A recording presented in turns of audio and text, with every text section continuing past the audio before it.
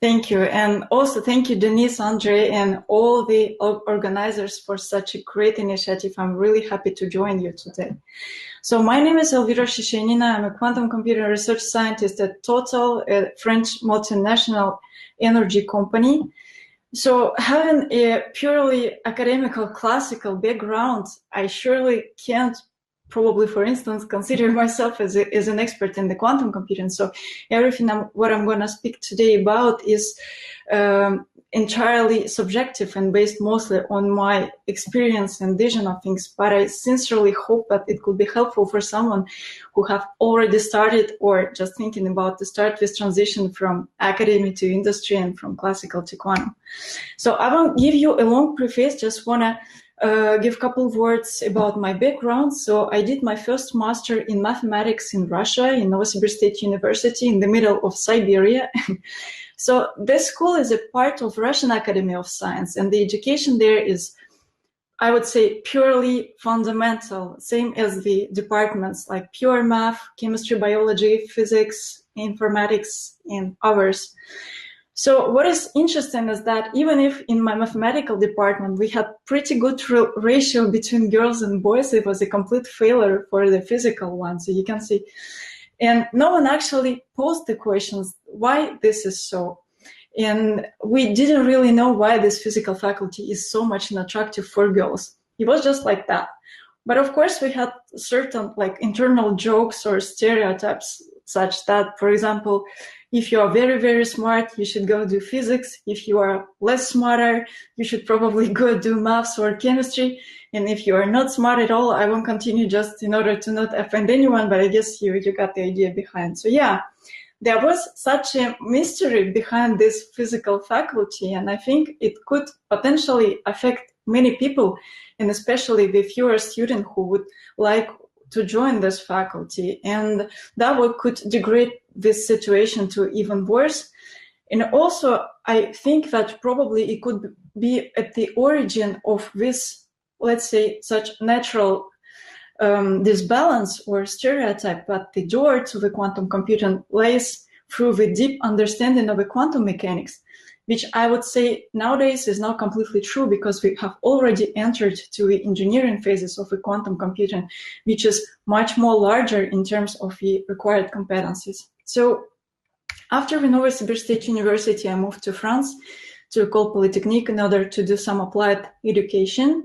So École Polytechnique is quite old school. It was founded in the Napoleon period and very famous by its multidisciplinary education school. So even if it has more than 200 years history, the first women integrated it in 1972, and we were 7 for almost 500 person promotion. But what is fun is that one of them actually got the best grades among the whole promotion at the same year. So now the statistic, as you see, is much more sympathetic.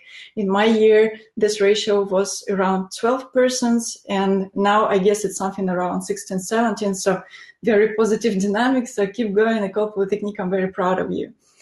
Yeah, and after I continue my thesis in RIA, it's a French National Research Institute in Informatics and Mathematics in the team project Magic 3D. And I worked mostly on the development of a numerical method for solving partial differential equations for physical process modeling. And in particular, in my cases, it was the elastic-acoustic wave propagation. So that's when I got, I guess, like being practically before every time involved into the academical world, where I got the first frustration, because when you develop a numerical method, it can be very perfect on the paper, but when you try to consider it in the context of industrial problem or real data scale, it completely fails because it becomes very expensive and practically useless.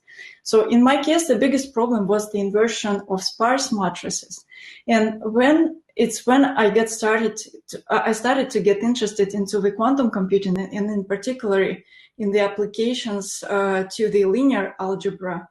And the first one, for example, for me was the famous HHL algorithm for solving the linear systems of equations. So that's how, and what was very exciting for me in that period is that for example, you can try to identify this most expensive part and inefficient part in your large classical algorithm and try to replace it by the quantum simulation, and probably got something much faster and in the best case more precise, and to allow to yourself a larger range of the potential applications. So that's how I got this transition, let's say, to the quantum computing, and that's also how I integrated the quantum computing project and Total in order to continue to explore this idea and also to discover some of other potential applications. So when you pass through this sort of transition, the main question that you pose yourself, I think it's, I mean, not only for me, but I think it's something common, is what are the main competencies that you need to acquire? And that was also the question that I discussed with the HR specialist during my recruitment process. So who is the best problem solver? Someone who has the very deep competencies in the quantum computing and probably zero or very few knowledges in the domain specifics, or someone who is a specialist in the domain and probably without any basic knowledges in the quantum computing. So tell me if I'm wrong, but I noticed this tendency in the academia that sometimes we quantum computing scientists, we try to solve the problem in, let's say, more fundamental and general way. But sometimes when you know some of the physical context of a problem and any specific characteristics on this problem, it could help you to create much more adaptive technique for the certain type of the application. So going back to the partial differential equation, I want to give you the example. So when you try to solve the partial differential equation by choosing the special type of space discretization for your derivation operator, you can reduce your initial continuous problem to solving the linear system. And thanks to this special type discretization, your linear system will be represented by the matrix, which is in this case A, which is real number. And also you can make it symmetrical. And if you will divide it by trace, you will obtain exactly the density matrix. And believe me that in the quantum computing, to invent the algorithm for solving linear system with a density matrix is much, much more easier than for any other random sparse matrix. So this is just without giving you more details, just to let you understand that here we 100% in the zone of expertise of classical specialists. And that is what could be probably much more interested in for the industrial companies who are more result-oriented, I would say. And of course, for them, it will take a certain time to develop these both competencies and especially to integrate to educate their specialists. But at least at this initial stage, I think the main goal would be to ensure that these both competencies, we can communicate, we can collaborate, share, and also speak the common language. So if you can see on this diagram, I added also the third dimension, which corresponds to the quantum hardware. So at the beginning of the race on the best quantum hardware provider, the most, I would say, popular opinion among the software developers was like, let's stay as much as we can hardware agnostic until the best quantum hardware technology will prove itself. Now we can see that there are many groups, big groups, and also the small startups that produce the hardware technology and that start to fill the market and occupy the different segments, providing their special products with a special type of architecture, but also the small showcases and like toy examples in order to highlight the advantages of each special type of architecture. So, for example, speaking about the quantum annealing and adiabatic quantum computing, for example, it's the binary optimization. Optical neural networks and communication goes for the photonics quantum computing. And also there are some sampling problems which can be efficiently solved, for example, on the Rydberg cold atom-based architecture, and, for example, chemistry for superconducting, etc., etc. So this is just to give you an example and to say that probably in order to create more adaptive application or approach, you should not only take into account the specific of a domain, but also take advantage of the choice of the architecture in order to create more application-oriented and architecture-adapted algorithm. And this opened actually huge perspectives for a huge range of specialists in order to integrate this quantum computing world, because every competency and every expertise, whatever is a soft, is a hardware, or is a problem-specific matters. And in continuity of this idea, I found this phrase, I unfortunately couldn't track the origin, because there were many modifications that happiness is not the absence of the problems, it's the ability to deal with them. I want to propose as well my modifications that is not the absence of problems, but when you solve the problems that you really love to solve. So the quantum computing domain, even if it's still relatively young, it's so much transversal, and you can choose where and how you can apply your skills, what problems to solve, and make this domain useful for you, but also your competencies and skills useful for the entire quantum computing itself. So I think at least it should inspire many people, and that's actually what inspired me also when I integrated Total. So when I joined the Total's quantum computing project, we were literally two in the project. It was me and the scientific expert Henri Calandra, who practically launched this project and who bring the first vision to this project. So this vision was quite pragmatic and pretty clear, is that internally in Total, we don't really have any expertise in the quantum computing, but we really want to integrate this technology, and especially to understand this technology. So we will learn it by developing. We will communicate with different experts internally and externally in order to identify the problems that could be potentially talkable by the quantum computing. And also we will collaborate with the strongest in order to learn from them, and we will supervise we pitch the students and then employ them. And like that, we will build our internal competencies. We will grow our team who will be able to solve the problems which are oriented toward the specific use cases of Total. So that was, from the beginning, that was very exciting period, because usually when you integrate the project, the story is already in run, and but when I joined the Totals project, it was at the really early stage. So I could have this chance not only to research and develop, but also to communicate, to explore, to supervise, to learn, etc. So it was the period of first development when I implemented the first codes, made the first application libraries, and also when we built the first collaboration, employed the first students, and and proposed the first, for example, specific use case for solving. So currently in Total, I'm on charge of research and development in the domain of linear algebra. So it's PDS, linear system solving, and everything related to a state preparation, how to efficiently encode your classical data and criteria. Also the quantum chemistry, and this is where we, I think, got the biggest progress. So it started with the development of the two solvers. So from the beginning, we identified them two, variational quantum eigensolver and imaginary time evolution. So later, it was their benchmarking study of the scalability optimization. And also, what I'm most proud of is that we could identify the use case on the carbon capture by adsorption, together with the expert from Total CCUS department.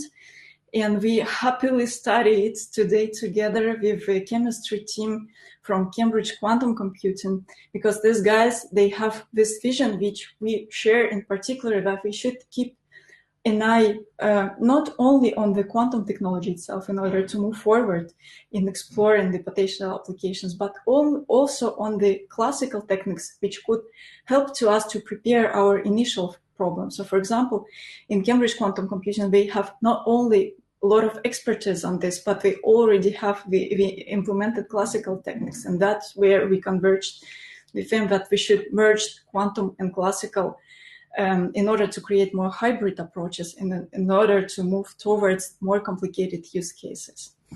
Yeah, so now I want to speak a bit more generally in what actually makes industries to invest in the quantum computing technologies, and in particular, how the industrial company can capitalize on the quantum computing technology now.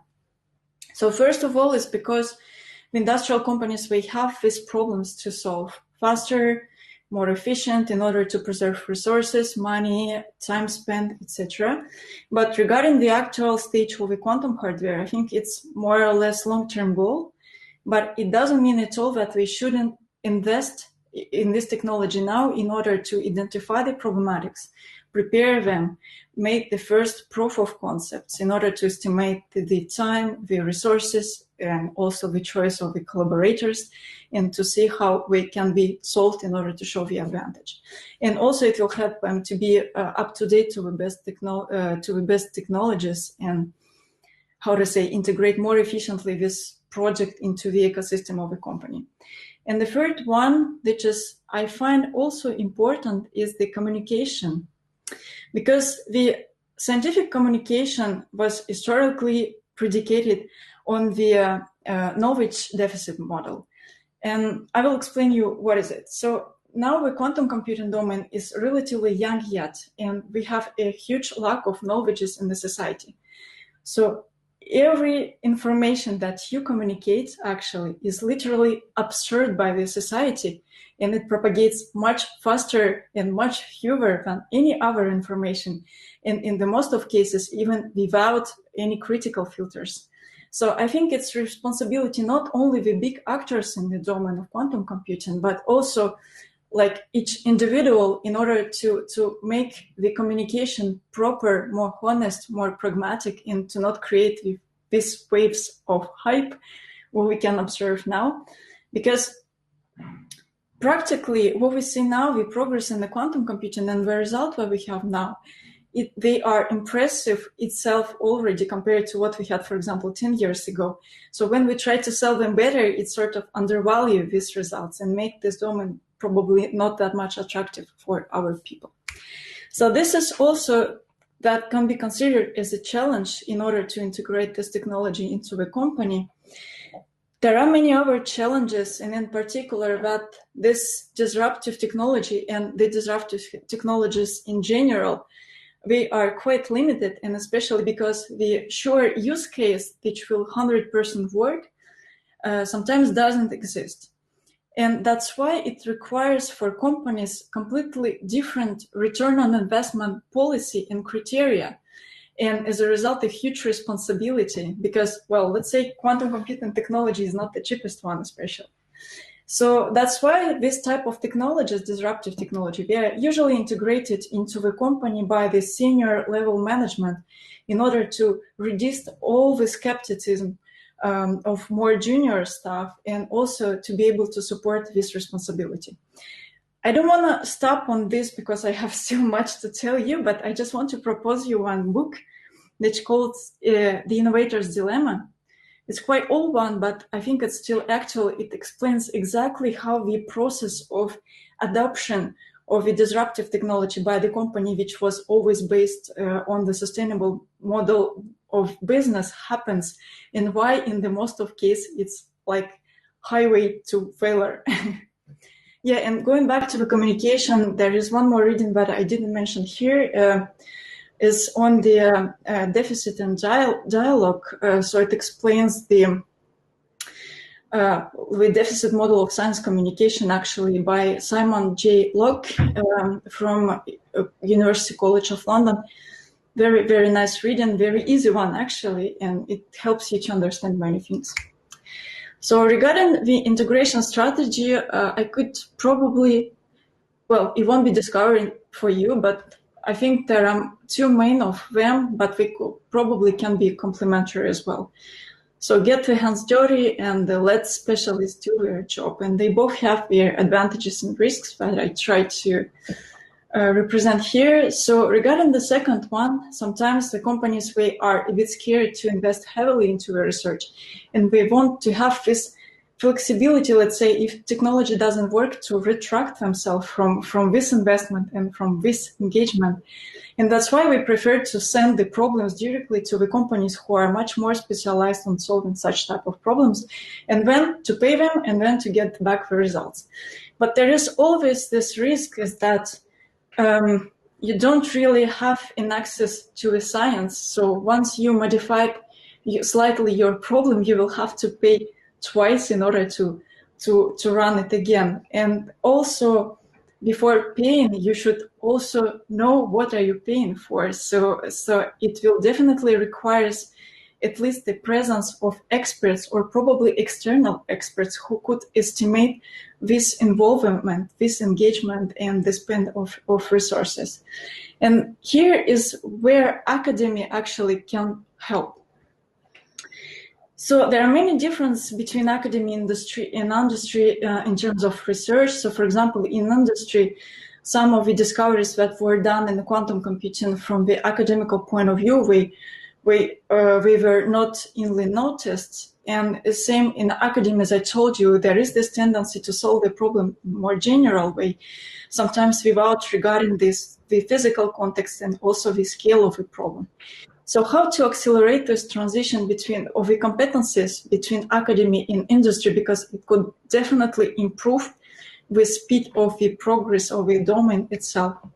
So now you can see that this transition room is quite empty, but there are already many like small companies or initiatives like think tanks and small startups who specialized on resources and career, etc., who start to appear in the market, in the domain, and they occupy the different segments.